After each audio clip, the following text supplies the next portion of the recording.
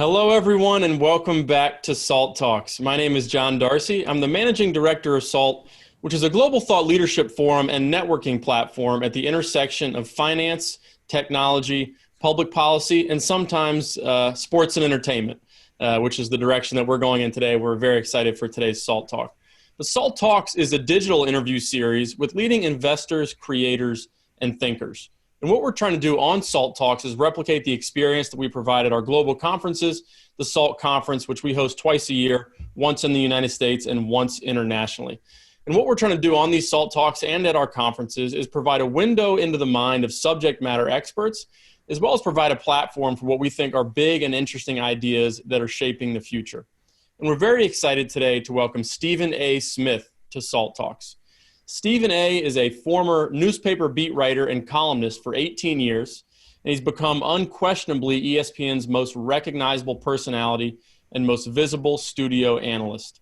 Since joining ESPN in 2003, Stephen A. has been a fixture on SportsCenter, primarily as the worldwide leader's premier NBA analyst, which included NBA Shoot-Around and NBA Fast Break, and he also hosts SportsCenter with Stephen A. Smith.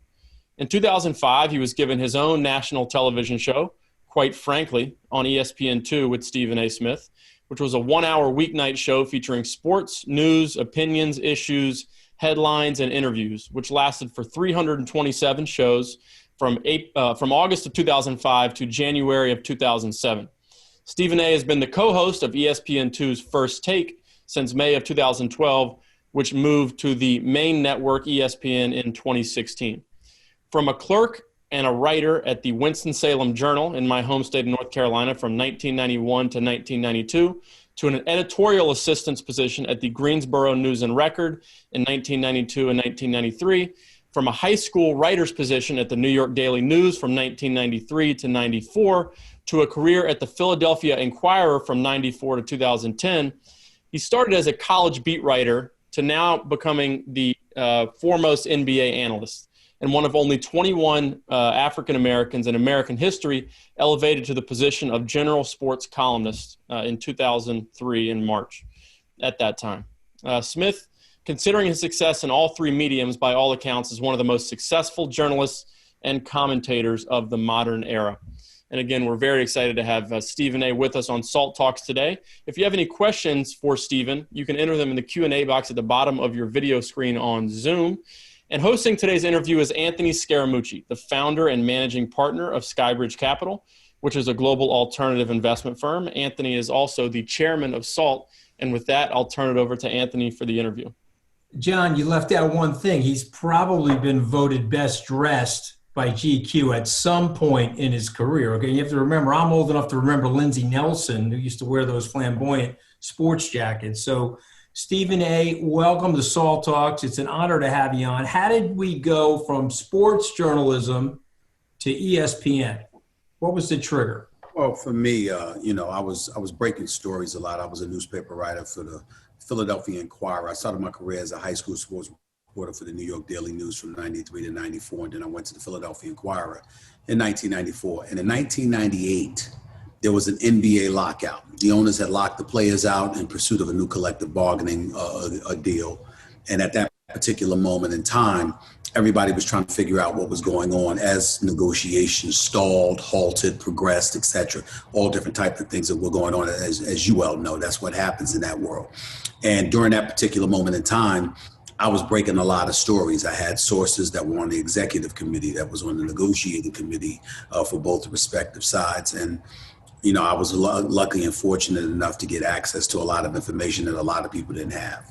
And so when the television networks needed somebody to talk about these things, Comcast locally, mainly in Philadelphia, Bruce Beck, who works at NBC in New York City now, at the time was working for NBC in Philadelphia.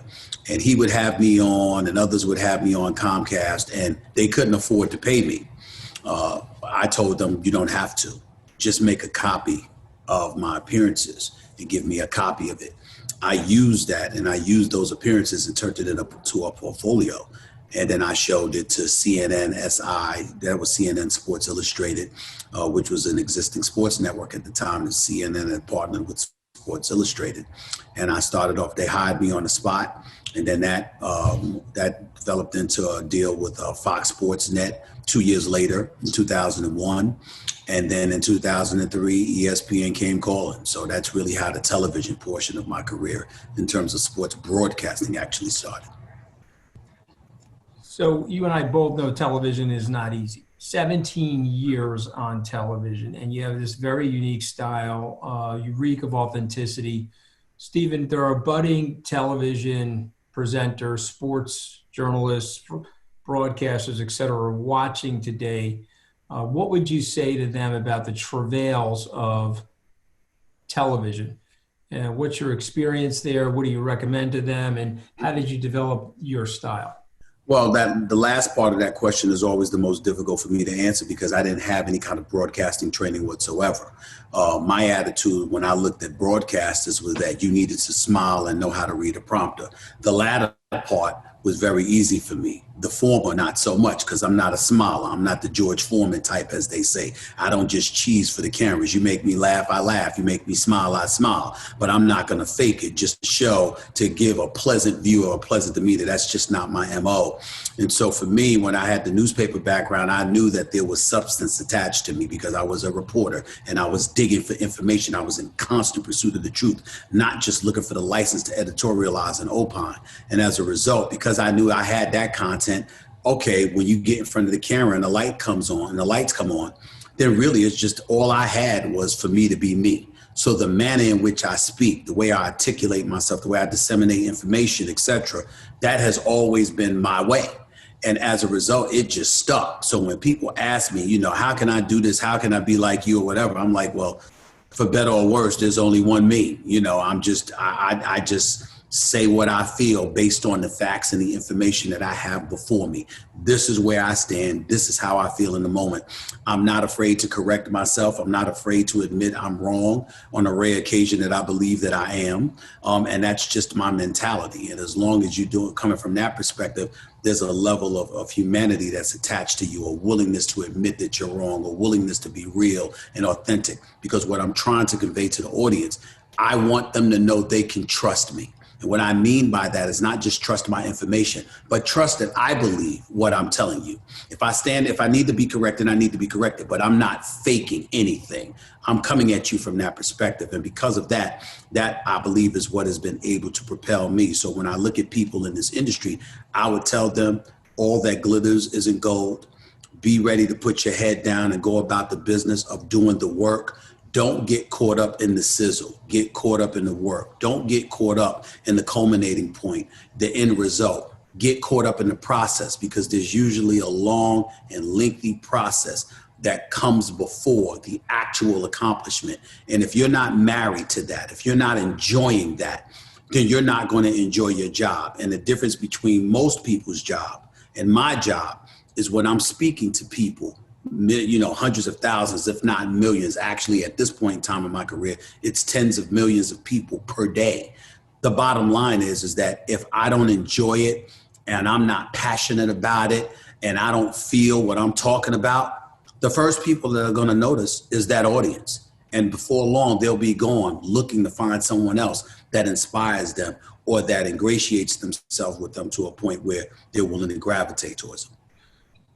All right, but you've got this unique thing going. You know it and I know it and God bless you for it. And so, for me, I was getting hit in the head with a wooden spoon by my Italian Nona. Right. I had to fight it out at the dinner table on Sundays with my cousins. Mm-hmm. And that was my media training. Where did you get the media training from? Was it okay. So if you put it that way, I mean, that's easy. I'm the youngest of six. I have four older sisters that were I'm surprised you have a 32-inch waist if you're the youngest of six. I mean, you can fight it out all day, right?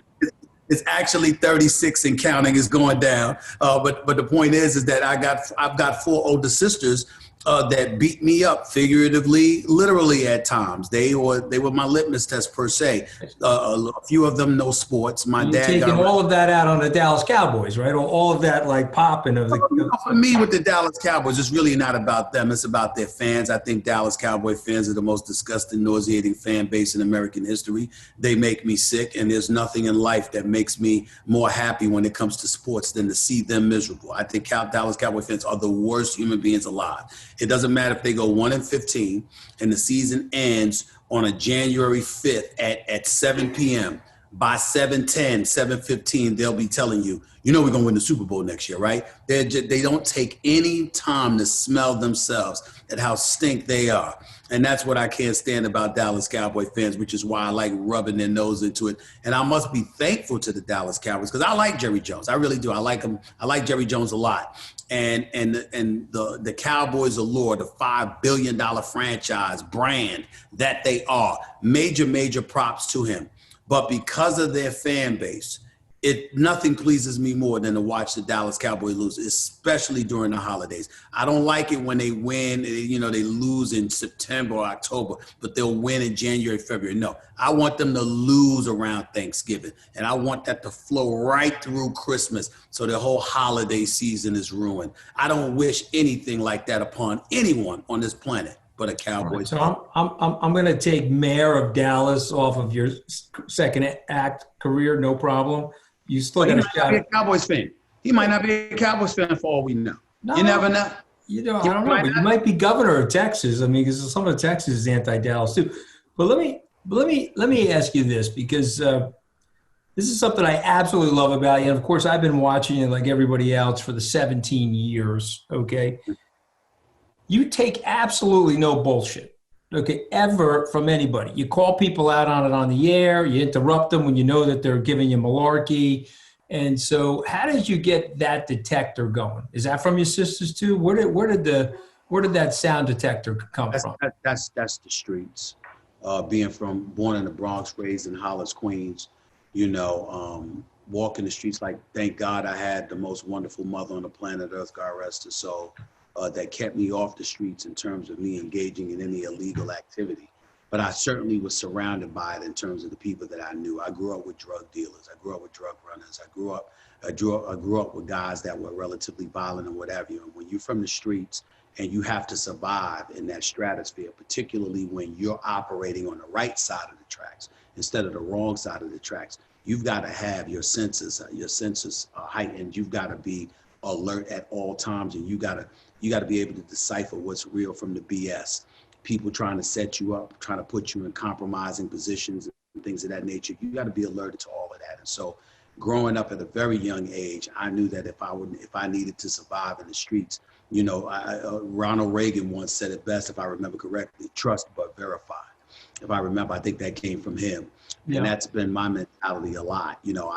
I'm fortunate and blessed to have great friends and family members in my inner circle who are tremendously loved by me. They're very knowledgeable, they're very smart and what have you. But even with them, I'll double check what they have to say. I'll triple check what they have to say. That's just my MO, and it comes from me. So, in my neighborhood out on Long Island, there was a prolific drug culture. My uncle owned a motorcycle shop. I worked in that motorcycle shop. I learned how to shoot craps at age 11. I learned how to drive a 3-speed Dodge van at age 3. So everybody who I'm running money for right now is redeeming on my phone, which is fine. Right. But I knew, despite that rough crowd, that I was going to try to go straight, and I was going to try to do the right things and stay away from that stuff. You did too. Mm-hmm. So there was a seminal moment where that popped into your head, that little bubble popped into your head, Stephen. We said, this is where I'm going. And so offer some guidance and perspective to some of the young people that are listening to us right now. What happened? Why did that bubble pop into your head and catalyze you in the direction that you're in? Well, a couple of things. Number one is love, the love of your loved ones closest to you who have your best interests at heart. That definitely goes a long way, because even those who are operating on the wrong side of the tracks, they'll tell you don't need to be there. I had literally had drug dealers that would sit around and say, okay, this guy's trying to get a basketball scholarship. He's going somewhere. Do not bother him, and would instruct the people working for them. Do not bother him. Let him shoot his hoops at 192 Park in Hollis, Queens, New York on 204th Street. Let him shoot his 200, 300 jump shots. Do not bother him. And then when it was time for them to do their business, they would say, it's time for you to get on out of here. So that was love right there. Number two, violence. Because I saw somebody get gunned down right in front of my face. He got his head blown off right in front of me when I was 10 years old. So that definitely went a long way. And we sort of knew his background and what he was doing. And so it crystallized in your mind that if you're doing these kind of things, in all likelihood, that's how your life will probably end. And you have to ask yourself whether or not you wanted that. And then for me personally, again, I keep bringing up my mother, because she worked so hard and she made so many sacrifices. When you have someone that you love as dearly as I love you, you want to make them proud and you don't want to disappoint them. And so you got to think about those things as you're striving to be something and to make something of yourself. And a lot of times when we see youngsters out there, they've got this, what the coach John Chaney, the legendary coach John Chaney, who used to coach at Temple University, their basketball squad, he called it the microwave society. He despised the mentality that youngsters have, wanting everything now and wanting everything to leapfrog the process without really working and maneuvering your way through it. And what I would encourage young people to do is, not only should you go through the process, you should enjoy it because it elevates your level of knowledge. When you have to go through a certain terrain, a minefield, in order to get to where you want to go, then guess what? Once you get there, first of all, no one can question you because you got there the right way. And number two, nobody can question your knowledge because you have experiences that most people didn't have. Look at you, Anthony, and all the things that you've been able to accomplish in your career and in your life. The number one reason people should recognize that you're on TV a lot of times talking, when I see you on CNN and other places, is because of your knowledge and experience. It's not just your ability. Yeah, you have the ability, but you have a knowledge and a level of experience that comes along with it. So when you're talking, I see people listening to you and want to debate you. But then there are other times you're talking and people instinctually know to shut the hell up because you've been places they haven't been. That experience really buffers and augments you to another level that will ultimately enable you to speak with a level of authority that could ultimately make you successful at whatever you do. And that's my philosophy. Well, let me tell you something, Stephen. I'm going to be clipping that and playing it for my wife, who happens to be the most expensive makeup artist in the world. She thinks it's all about her makeup is the reason why I'm on television. I want to make sure. Hold on. Wait a minute. I got to give you a piece of advice. Yeah, go ahead. Let her believe that. Okay. All right. I take it back. She's the one. Somehow make sure, because she's going to be watching this because she loves Stephen. So make sure you cut this piece out. Listen to the wife. We'll cut that. No, we're not, of course, we're not cutting anything. We're doing this live. Right. And so the thing I want to say to you that is so admirable of you is the grounding. I can feel the grounding wire, and you have soared, my friend. And congratulations to you for that. And I hope you continue to soar to ever higher and higher heights. Thank you. But there is a grounding wire. You can see it on the air. I can see it right now in this interview. Is that coming from your mom? Is that coming from your spirituality? Is that coming from your grace in terms of your gratitude for what life is the way life is unfolded for you? Tell us about your grounding wire and how you've been able to maintain it. Well, it's all of the above, but it starts with mama. Because mama was the one that worked hard. Mama was the one that worked 16 hours a day, 7 days a week, had 1 week's vacation a year just to feed us. Even though she was married to my dad for many years, let's just say he wasn't as responsible as he should have been, and that put a lot of the onus on my mother's shoulders. And so to witness that and to witness her struggle, first it was an aspiration not to disappoint her. Then ultimately it became an aspiration to make her proud. And then the process of doing that, then you run into other people along the way who gravitate to you because of the character she helped instill in me. And so then from a spiritual perspective, I go to Christian Cultural Center in Brooklyn, New York. My pastor is A.R. Bernard. He's a phenomenal man. I love him dearly. He's always been there for me. And he's somebody that I trust implicitly. And so to have that kind of guidance definitely helps. Then you think about the family members that you have that my mother influenced, the people in the neighborhood that I grew up with that I know that I can trust. Because it's not always about people being the way you want them to be. It's about them being their unapologetic selves. They don't disguise it from you. You know who they are. And as a result, you can trust them to be exactly who you know them to be. And there's a benefit to that as well. And so all of those things come together, and it helps develop you into the adult that you aspire to be, because the challenges that inevitably are going to come your way, you know that you're prepared to deal with whatever, because you've seen so much of it, because you've been so thoroughly prepared by the people you love and the people that love you, that are a part of your inner circle. They buffer your knowledge, they buffer your conscience, they buffer a lot of different things that help make you better at what you do. So when I'm grounded because of them as well, because just the same way I feel about them, they feel about me. And because there's a trust there, they can tell me anything. They can tell me when they think I'm wrong. They can tell me when they think that I don't know what the hell I'm talking about. They can tell me when they say, excuse me, you need to do this, you need to do that. They might lecture you, they might pester you. Sometimes you don't even want to listen to them, you don't want to hear it. But in the end, when you know they have both knowledge and two, a spirit and a heart about them when it comes to you that makes them trustworthy, you end up wanting to listen to them because you value them. The people I surround myself with are what keep me grounded right now, because even though I'm Stephen A., to them, I'm Steve or I'm Stephen. I'm not Stephen A. I'm the same dude that grew up in Hollis. Yeah, I might be a little bit more successful and certainly more recognizable, but the bottom line is they will not tolerate change from me because they loved me just the way that I was. Well, I mean, listen, I totally identify with that. I live 2 miles from where I grew up, and I'm one of the few people that went to college in my family. Everybody's named Anthony because we're Italians. You know, that's my great-grandfather. My middle name's Anthony, right? Right. I know that. Of course I know that. Come on, man. Stephen A. But let me just say this, we got Anthony Autoglass, we have Anthony Clamor, we have Anthony Pizzeria. I'm just happen to be Anthony Hedge Fund on Christmas Eve. Oh, really? I'm quite sure they would rather be Anthony Hedge Fund. Yeah, no doubt. But trust me, they treat me like Anthony, you know what, on the bottom of the shoe, which is all good by me. Good. Before we get back to sports, though, I got to ask you this because I'm really identifying with this conversation, and it's a Tyson thing. Everybody's got a plan until they get smacked up in the face. Mm-hmm. Had setbacks. There's no way you're getting to be Stephen A. from Stephen, Hollis, Queens, to where you are right now without setbacks. So describe your resiliency, describe the methodology behind your resiliency, and describe all that positivity that's gotten you to where you are. You call it positivity. I wouldn't. A matter of fact, I'd use the word fear is a great, great motivation for me. I see fear that.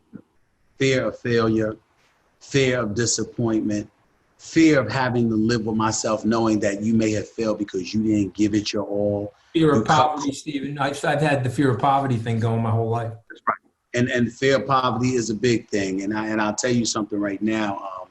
The latest, obviously I grew up poor and what have you, but the latest was in 2009. ESPN elects not to renew my contract. We had a contract dispute. They elected not to renew my contract. And for a full year, I was unemployed, living off of my savings. More importantly, even though I thought I had established myself in the business, clearly I hadn't, because no one was knocking on my door, willing to hire me to be in television. And when you got a taste of it, I made my first $1 million in 2005 and, thinking that I had arrived and what have you. And then all of a sudden, just 4 years later, everything, and I do mean everything, falls apart. At the time that I was expecting to be a daddy, it was incredibly scary because I grew up poor and I did not want my children to ever grow up poor and struggling and starving and things of that nature. And I was literally scared to death. And so that level of fear, for some reason, I put my head down. I do what I always do. I put my head down. I went to work. I pounded the pavement. I was tenacious. I persevered. And then I got back. And when I got back 2 years later to ESPN, because after 1 year, I got hired by Fox Sports Radio to do their morning drive show for a year. And then after that, ESPN came calling me again. And I remember that my boss, who's my boss to this very day, my immediate supervisor, his name is Dave Roberts, phenomenal boss. I told him, I'm taking over. I said, the fall from grace, if you thought I couldn't be more motivated than I was before, watch out now. And so he always laughs and reminds me of my work ethic, my dedication. I remember one of the big bosses, his name was John Wildhack. He was an executive VP over production for ESPN. He's now the athletic director at Syracuse University. And he introduced me to talk to the football team one time. And he said, I've been in the business for 35 years. I'm about to introduce our next speaker talking about me. He said he's the first man in my 35 years that I had to take vacation. The dude doesn't stop. And that is a reputation I love to have. When am I off? When the job is done. When am I finished? When the job is done. I love it. I love it. You know, and I'm going to tell you something funny about Dave Roberts. So I'm on CNN on the morning show, and I'm doing it from my home studio, of course, because of COVID. And my wife comes down with the cordless phone, and she says, do you know a Dave Roberts? And I said, no. And she said, well, there's a guy by the name of Dave Roberts on the phone. He wants to talk to you. I just gotten off the air. So I pick up the phone. I said, hello. He says, I'm Dave Roberts from ESPN. I got your phone number by looking it up on Google. It's my home number. Okay, he's cold calling me because I just want to tell you, man, you're awesome on television and keep up the good work. And that's Dave Roberts. Am I wrong about that or no? Yeah. Right? That's so it. Straight call into the house. Now, him and I probably talk once or twice a month about what's going on in the world and sports and life and everything else. He's a winner. He's a winner. Whatever he touches turns to gold as far as I'm concerned. He absolutely loves you. And I have to turn it over to John Darcy in a second, because if we don't get these millennials in, then we don't get the ratings that I want. Okay, so I gotta let Darcy in a second, but I just gotta ask you two more quick questions. Okay. Sure. I want your favorites for the Super Bowl. You've been thinking about it. Who are your favorites? Well, I had Tampa Bay at the beginning of the season, but right now I'm thinking the Kansas City Chiefs versus the Green Bay Packers. All right, that'll be an exciting game. Second question, of the leagues, COVID-19, who handled it the best of the pro leagues? Without question, the NBA. That's an easy one right there. When you consider the sacrifices that the players made, combined with the team and the league itself, how organized they were. They went like the last couple of months or so. They didn't have, I'm talking about that whole time in the bubble. They didn't have one single positive test. It was unbelievable. You had players holding other players accountable. One player snuck some woman in there, and he didn't even get a chance to test positive. They sent them home. They didn't play.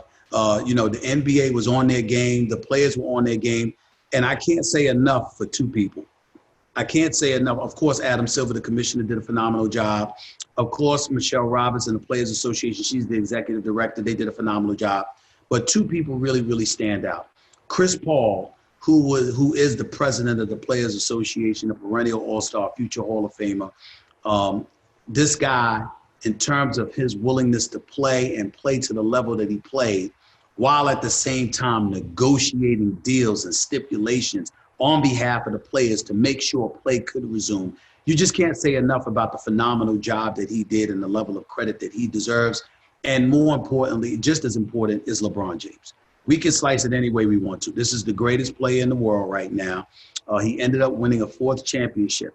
But to be stuck in a bubble for 96 days, to be away from family, loved ones, and friends, to play the way that he played, and keep his team as motivated and as focused as they needed to be in order to capture a championship, and still carry that baton while bringing attention to the George Floyds of the world, the Breonna Taylors of the world, and others when we were talking about African Americans and law enforcement officials. You just can't say enough about all the stuff that was on LeBron James' shoulders and the way that he handled himself and his team, enabling the Los Angeles Lakers to walk away with the 17th title in franchise history. You just can't say enough about it. Well, I'm going to turn it over, but I'll just let you know, if you ever come to my office and visit me in New York, I've got a huge picture of Jackie Robinson in my office. And on the other side of the office, I got Muhammad Ali, who are two of my heroes, because They were originals, and you know how much heat Jackie Robinson took to be in the major leagues.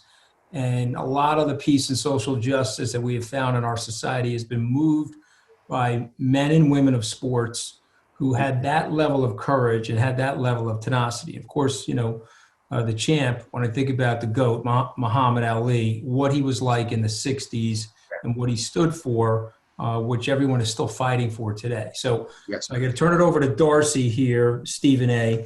But if we get close, I'm going to start calling you Anthony after your middle name. Okay, you'll be known as Stephen Ant. Okay, No we get close. All right, No problem. Go ahead, All Darcy. right, I know you got some audience participation questions. Yeah, I couldn't let Stephen A out of here without talking a little shop with the GOAT when it comes to TV personality. I grew up watching SportsCenter. It was appointment television for me when I was younger. And sports media has evolved with the advent of the iPhone and, on-demand clips. But, Stephen A, in my opinion, has become the appointment television for ESPN in 2020 and even, prior to this. But I want to build on that conversation about social justice issues a little bit. And LeBron James, I always find it amusing that sometimes the hate that's directed at him for certain things that he does, and people accuse him of being inauthentic. But I think as much as anyone, he's given other athletes the courage. You had people like Colin Kaepernick who stepped forward as well, but given players the courage to really make social justice a big part of their identity.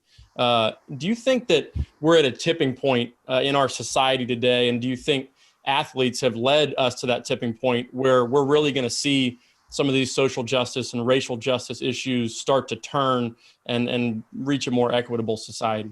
Well, my direct answer to that question is that we'd better be making a turn. We'd better be moving in that direction, because if not, athletes today are more empowered than ever before. And as a result, there's going to be a hefty price paid by corporate America and beyond. Make no mistake about it.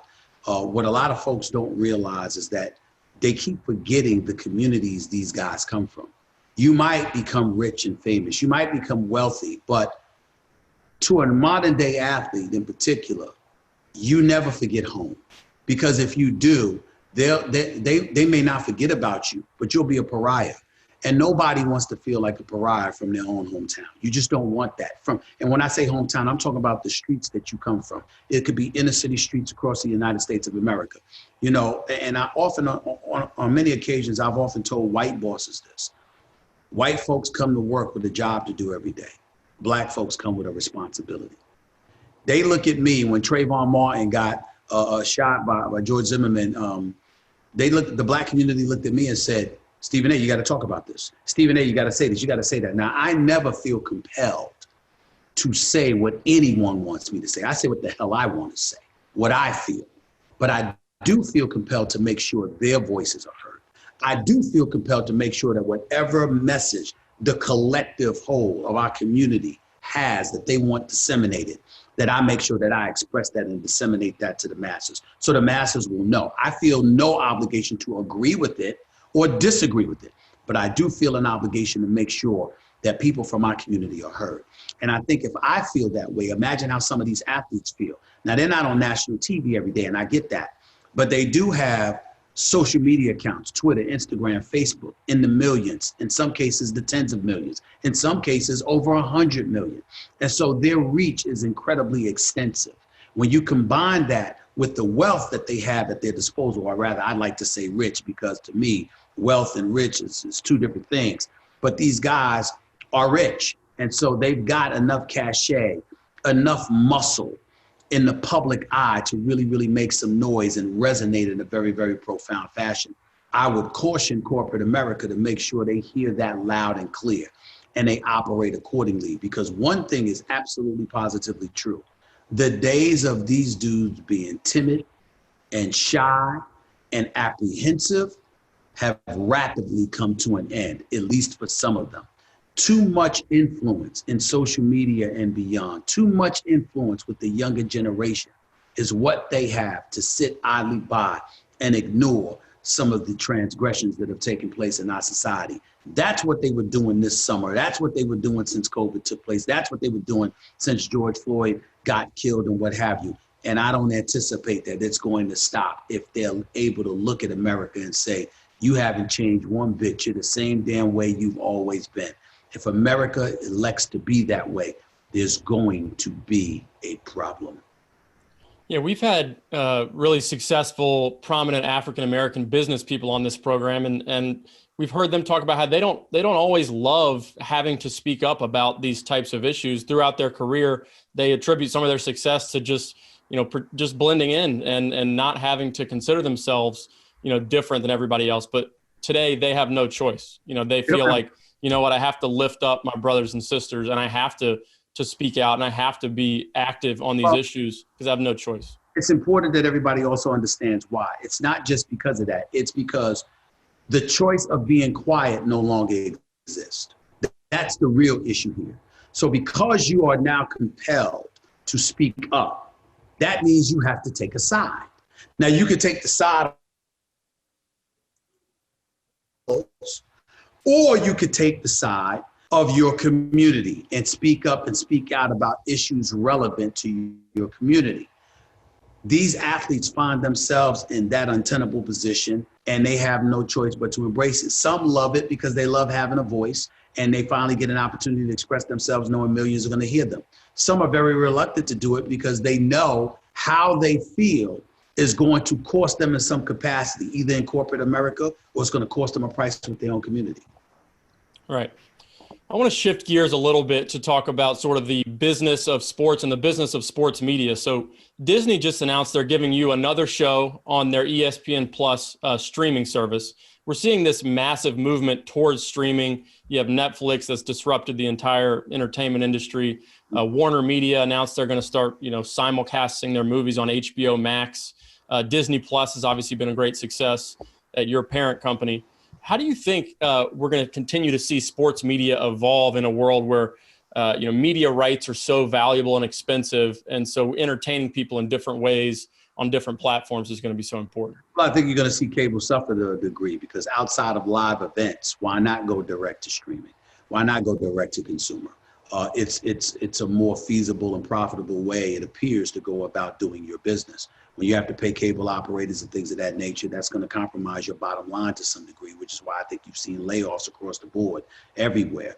As it pertains to me, my show is going to be called Stephen A's World.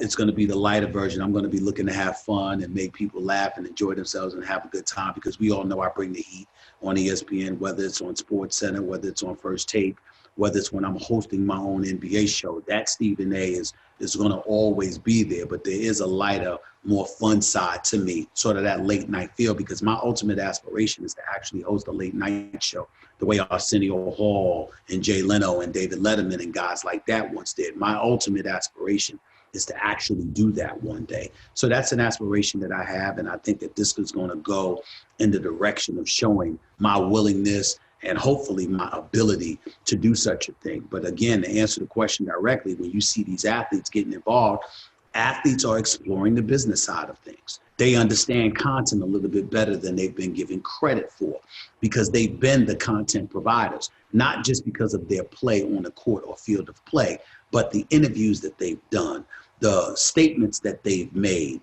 the way that they've resonated in social media and beyond, the memes that they've seen put out there in social media and what have you. It gives you the impression that you might have an elevated level of knowledge when it comes to content providing. And as a result, it makes you gung-ho about sticking your fingers into that bowl to sort of see where that will take you, because we all know that no matter what people make in front of the camera, there's always people making a lot more that are behind the camera. And so these guys see those kind of things transpire. You also have to take into account the individuals that they run into. Go to a Lakers game, you'll see that folks from Disney, you'll see folks from Fox and other networks, you'll see directors, producers in Hollywood and beyond. When these folks go about the business of ingratiating themselves with you and allowing you to do the same, and you make those kind of connections, and then you see the kind of things that they want to do in the world of television, streaming and beyond as it pertains to content, it gets you excited about the possibilities of what you might be able to do if you were so lucky to be afforded such an opportunity. So those kind of things are the things these players are thinking about, because they want a stream of revenue. Remember, our careers are going on. I'm 53, and as far as I'm concerned, I'm literally barely in my prime. I got about 15, 20 years left in this business as far as I'm concerned. You know, you guys, the same thing. These players, most guys' careers are over by 30. They're lucky enough, some at 35. Some football players, the Tom Brady's of the world, Drew Brees of the world, are very fortunate to be in their 40s. Well, what the hell are you going to do with the rest of your life? You start thinking about those things.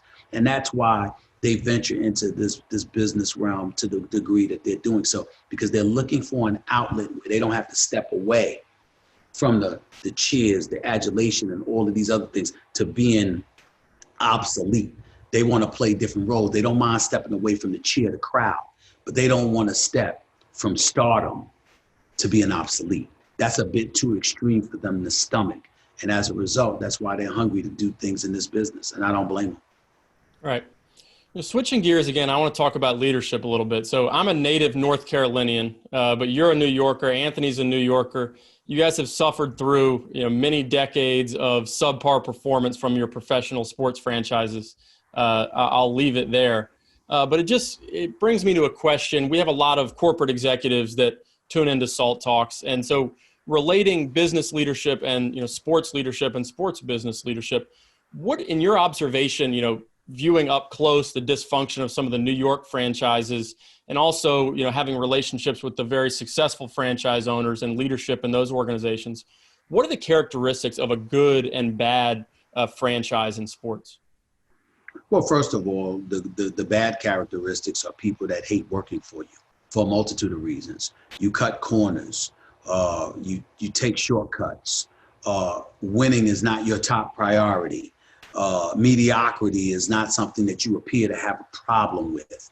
Those kind of things definitely give you a sour taste in your mouth. If you're a professional sports team, a professional athlete, or what have you, you really don't want to have much to do with that. Those that have winning situations, it's associated with excellence, but it involves the excellence of the culture as opposed to the bottom line. If you're a performer, what you want to do is look at your superiors and say, I have everything I need to win. It's on me. You're not running from the challenge of it being placed on your shoulders. You're despondent, in fact, when you're in an environment that you don't deem to be conducive to winning. It's an incredibly, incredibly tough situation to be in when you know that you could be doing better and your product could be doing better. But the decisions by the higher ups is what's holding you back. Because when you see something like that happen, you don't want to hear them talk to you about winning, because you know that they can snap their fingers and make decisions that are conducive to winning, and they just refuse to do it. And so as a result of that, that's certainly not a winning formula. That's something to take into consideration. But what a winning formula is, particularly as it pertains to bosses, inspiring people to want to work for you, to want to work with you. Being committed to excellence, showing them that it's not just about your excellence, it's about theirs as well, and how we all rise together. Magic Johnson was famous for telling his teammates, man, we win, we all shine. You could see me on the commercials doing something for Converse or McDonald's or something like that. But trust you me, endorsement deals are going to come your way. Popularity is going to come your way. The perks and the cachet that comes associated with success and winning, they're going to come your way. And he was unapologetic about it, and he was very sincere in projecting that kind of imagery, and it came to fruition. They saw that he was right, and it inspired them to perform with him and for him even more. When you look at Pat Riley in South Beach with the Miami Heat, well, he's got rings. LeBron James wants to depart from Cleveland, and he comes to Miami. And even though he had already talked with Dwayne Wade and Chris Bosh about joining forces, when he sat down with the Miami Heat and everybody had presentation and films and all of these other things to appeal to LeBron James, Pat Riley sat in front of him and put down 5 rings and said, do you want one of these? Yes or no? And that's what it took. We took that to the business world, and Larry Bird's got a group with 13 other people, and they're trying to buy the Charlotte basketball franchise at the time. And, the asking price is $300 million. And Larry Bird's group has about 250, 260. They're about 40 million short, but he's Larry Bird, and they want to give him time to get the assets necessary in order to buy the franchise, et cetera, et cetera. All of this stuff is being talked about. But Bob Johnson, former owner for BET, knows Jerry Colangelo. Both of them went to the University of Illinois. There was a connection there. What happens? Jerry Colangelo, owner for the Phoenix Suns at the time, he's got an in with the NBA owners because he's been associated with the NBA since the 60s. So he gets Bob Johnson to the negotiating table. And Bob Johnson sits at the negotiating table and tells these board of governors, which consist of each owner for the team or the chief executive they choose to appear as their board of governor. And he shows up and he said, I appreciate the greatness of Larry Bird. He's done a lot for the NBA. It's very, very special. But last time I checked, this was a business deal. And here is my financial portfolio. And his financial portfolio was worth $1.7 billion. And the next words out of his mouth was, who do I cut the check to? So we have to understand it's networking, it's connections, it's all of that stuff too. But at the end of the day, what's the rule of the game that you're playing?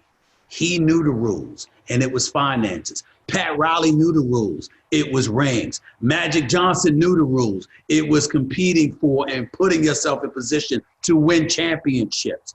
And they made sure to articulate and illuminate that agenda for all to see, showing that it wasn't just a benefit to them, but to the very people they were trying to appeal to. And as a result, everybody bought in because of it. And that's why they are who they are. And that most of us aspire to be who they are. And Bob Johnson proceeded to name the team after himself, the Bobcats, and then flipped it to our good friend. But I hear you. And then we flipped it to our good friend Michael Jordan, who I still think Michael's going to turn it around. He's a North Carolina guy like me. I hope so. He's a friend. So last question. We can't let the preeminent NBA analyst in the world leave without giving some predictions for the season that's starting next week. So who do you think wins the NBA championship this year? Lakers going to repeat? They had their roster. You're the champion, and you had the best offseason. Right. They had a better offseason than anybody. Dennis Schrader, and Marc Gasol and Montrezl Harrell. I mean, my goodness. They had the best offseason. Tucker looks like a player. Yeah, he does. So what are some teams and players that may be not on the mainstream radar or people that follow the NBA less closely that you think are going to take a big step forward this season? Well, I think that, listen, in the Western Conference, the elite teams are the Lakers, the Clippers, the Dallas Mavericks. They definitely stand out. There's no question about that. Houston's taken a step back because Russell Westbrook is gone. James Harden doesn't want to be there. A trade seems imminent at some point. So they're not going to be the same. But in terms of an up-and-coming team, look out for the Phoenix Suns. Devin Booker is a star, and you've got DeAndre Ayton and others that can play on this squad. There's something special. Don't ignore them. Chris Paul is there now as well, so we can't ignore that. You got to pay attention to the Warriors. I know Klay Thompson is out for the year, but Steph Curry has returned. They drafted this kid, James Wiseman, at number 2 out of Memphis, even though he only played about 3 games. They still have some of the pieces they picked up. Kelly Oubre. They've got Andrew Wiggins. This kid Pascal that was on the bench for them, averaging 14 a game last year. He's going to play an integral role as well. So when you consider that, they should be a playoff team. And when you consider once Klay Thompson gets back, not this upcoming season, but next year, they might be right back in the championship picture. When you look at Portland, they picked up Robert Covington to pair with C.J. McCollum and Damian Lillard and those boys. And so you can't ignore them either. That's the Western Conference. I would say Phoenix, to answer your question directly. In the East, you've got Philly, Boston, Toronto, Miami, and Milwaukee, especially with the Greek Freak re-upping for 5 years, $228 million. 45. Were you surprised about that? Were you surprised about him re-upping? I was a little surprised because I thought that he would weigh his options. I thought that Pat Riley in South Beach would have a chance. But if you saw the documentary on him and his family, how poor he was, how much they struggled and starved and what have you, to be embraced by the Milwaukee community the way that he was, for the organization to do things for his family. Like his brother is on the roster, for crying out loud. No disrespect to his brother, but there's no way in hell his brother would be on an NBA roster if it were not for him. But that's the case. They took care of him in every way. And so they appealed to him in a way that said, hey, you know what? He's like, I'm in a great, great situation. They love me, so I'm going to stick with that. But I look at those teams. and Milwaukee. Anybody could come out of the East from those teams. Milwaukee, Boston, Miami, and Philly are the four. We'll see about Boston. Even though I love Jason Tatum and Jaylen Brown, I question their depth. But the team that I'm looking at right now is Atlanta in terms of what could end up happening to them. I mean, this was a horrible team last year, but Trae Young could really, really play. They've got some other pieces. They just added Rondo to their squad as well, who's a guy that knows how to run a basketball team. And so you got to keep your eyes on one of those up-and-coming teams. Not that they're going to win a championship or anything like that, but that they can make things interesting than it once was. You know, we knew the kid was going to get signed because we had Mark Lazary, the owner of the Milwaukee Bucks, on a Salt Talk.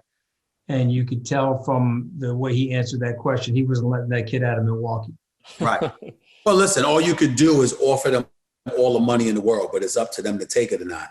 In the case of Kevin Durant, he turned it down. In the case of LeBron James, he turned it down. In the case of Anthony Davis, he turned it down.